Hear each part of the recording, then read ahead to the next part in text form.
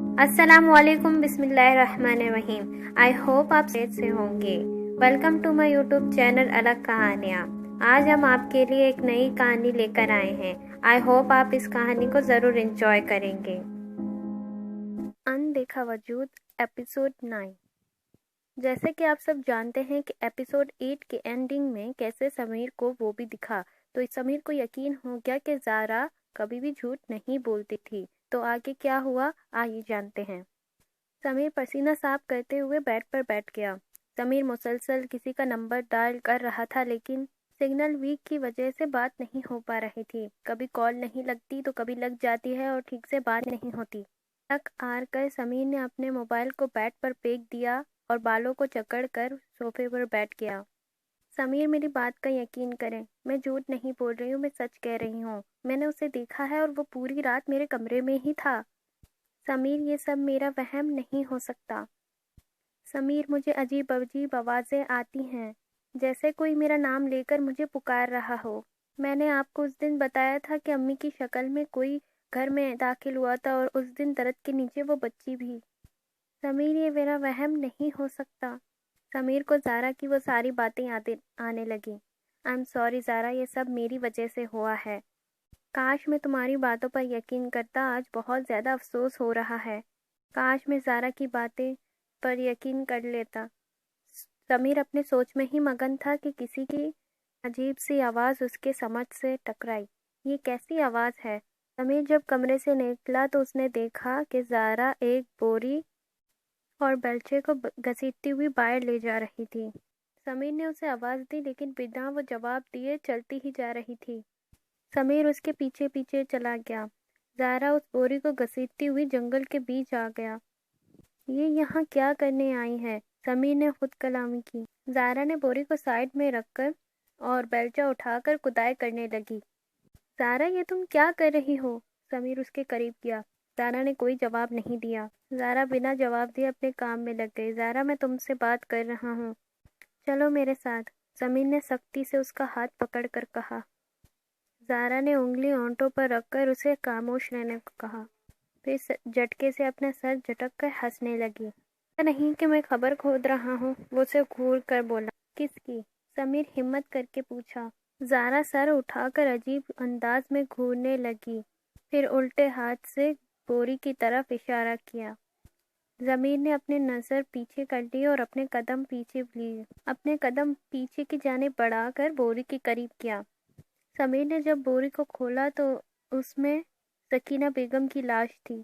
सकीना बेगम की लाश वहाँ बोरी में थी, और लेकिन सकीना बेगम के जिस्म के कुछ हिस्से वहाँ से गायब थे। ऐसा लग रहा था जैसे किसी ने नोच नोच कर खा लिए हों। समीर ये सब देखकर पीछे हट गया। डर गया? उसने समीर के कानों में सरगोशी की। समीर हिम्मत करते हुए पीछे मुड़ा तो बिल्कुल उसके पीछे खड़ी थी। ज़ारा सिर्फ मेरी है, सिर्फ मेरी। अगर उसको मुझसे दूर किया तो एक दिन इस बूरे में तू होगा, वहाँ होगी तेरी कब्र। वो गुस्से में बोलती हुई हाथ का इशारा करने लगी।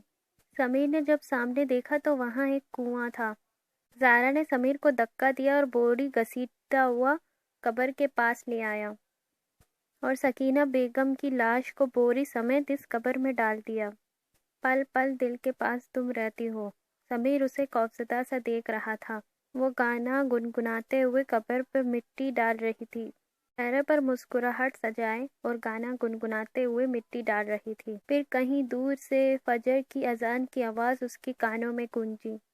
उसने बेलचा नीचे फेंका और खानों में हाथ लग दिया। समीर को उसकी कमजोरी का पता चल चुका था। वो कुरानी आयतों का विर्द करता हुआ उसके पास जाने लगा। ज़ारा के कानों में कुरानी आयत की आवाज़ गूंजी तो उसने दूर होती जा रही थी।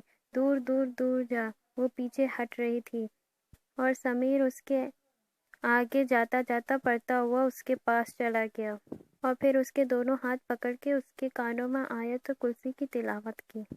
देख लो, तुम अच्छा नहीं कर रहे हो, जाने दो मुझे, वो गुस्से में चीखने लगी। समीर बिना उससे बात किए मुसलसल आयत कुर्सी की तिलावत कर रहा था। एक जोरदार चीख के साथ वो ज़ारा के जिस्म से बाहर आया और उसके हाथ झूल गए। سر اپنا گود میں رکھا اور آیت کرسی کی تلاوت احسار اپنے چاروں طرف کھینچ کر اپنے جیکٹ کے پاکٹ سے موبائل نکال کر کسی کا نمبر ڈائل کرنے لگا۔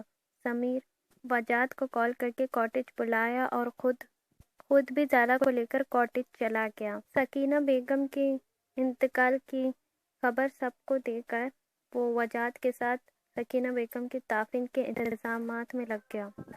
وہ دفن سے فارغ ہو کر وجاد کے ساتھ واپس کاٹیج آ گیا۔ سمیر اتنا سب کچھ ہو گیا، تم مجھے یہ سب کچھ تو بتا ہی سکتے تھے نا؟ سمیر بولا، بتاتا ہوں نا، جب میں اس پر یقین کرتا مجھے تو لگ رہا تھا کہ یہ ڈپریشن ہے۔ میں نہیں جانتا تھا کہ بات اتنی بڑھ جائے گی، مجھے کافی افسوس ہو رہا ہے۔ زارا کا روتا ہوا چہرہ بار بار میرے سامنے آ جاتا۔ اس کی ایسی حالت مجھ سے دیکھی نہیں جاتی۔ کاش میں اس کا یقین کر لیتا تو آج خالہ ہمارے بیچ ہی ہوتی۔ اب آگے کیا کرنے کا سوچا ہے؟ واجد نے پوچھا۔ واجد نے اس کے کندھے پر ہاتھ رکھا۔ بس زارا کو لے کر اب واپس لاہور چلا جاؤں گا۔ اب بات بہت آگے بڑھ چکی ہے۔ اگر تم زارا کو یہاں سے لے بھی جاؤ گے وہ تمہارے پیچھے آئے گا۔ پیچھے سے سمیر کے کندھے پر کسی نے ہاتھ رکھا۔ جب سمیر نے مڑ کر دیکھا تو وہاں مولوی صاحب کھڑے تھے۔ کیا مطلب؟ سمیر الجھا۔ اگر کوئی جن کسی کے جسم پر قبضہ کر لے تو اتنی آسانی سے وہ اس کا پیچھا نہیں چھوڑتا۔ پہلے تو یہ صرف ایک کاٹیج تک ہی محدود تھا، لیکن اب پھر کیا کروں؟ سمیر بے بسی سے بولا۔ زارا کو اس سے دور کرو اور اسے آزاد کرو۔ لیکن کیسے؟ وہ میں تمہیں بتاؤں گا۔ تم یہ بتاؤ کہ زارا کہاں ہے؟ مولوی صاحب نے پوچھا۔ وہ اب تک بے ہوش ہے۔ میں نے کئی بار جگانے کی کوشش کی لیکن وہ نہیں جگی۔ سمیر پریشانی سے بولا۔ بہت جلد جاگ جائے گی، انہوں نے نرم لہجے سے کہا۔ زارا اپنے کمرے میں ہی تھی کہ ایک کالا دھواں اس کے ارد گرد چکر کاٹنے لگا۔